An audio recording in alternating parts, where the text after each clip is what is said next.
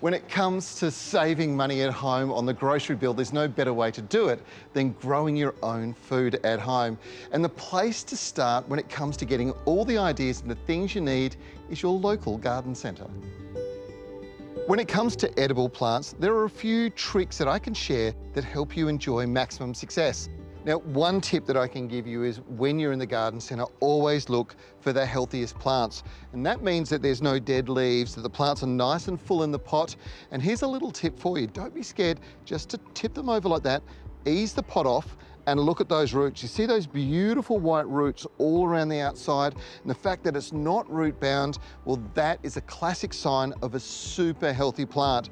The plants you choose should complement the cuisine that you love. In this instance, I've gone for Swan Valley Nursery's oregano, thyme, rosemary, and some parsley. Now, these are the kitchen essentials, and they'll do a great job on a regular basis right through the spring season. Quality potting mix is the next thing you have to look out for. Now, the red tick is the Australian Premium Standard, and it guarantees a composted, aerated soil that's got nutrients and will support rapid growth. When you open the bag, the soil should be rich and organic. You can use gloves if you're handling the soil, but if you're like me and you love the feel of soil in your hands, just make sure you wash your hands thoroughly after use to avoid exposure. Now, the next stage and most important one is the selection of pots. Now, you can use any old pot, but I love to go for some of the latest innovations. The thing about this is it is specially designed. Window planters have this problem with plastic where they tend to bulge in the middle. They lose their shape, particularly as they age. But these guys have thought it all out. They've got a little rod here that just pops into two holes and holds that shape, keeps it looking good all the time.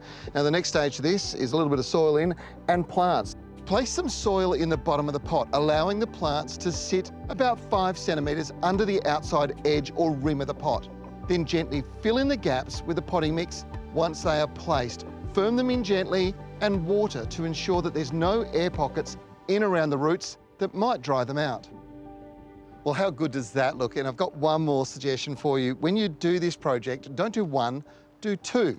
See, if you've got two, it means that you can have one inside the house for a couple of weeks, harvesting fresh all the time, and then another one outside growing. Rotate them, and you'll have an endless supply of the most delicious herbs, providing the most amazing flavours direct from your garden.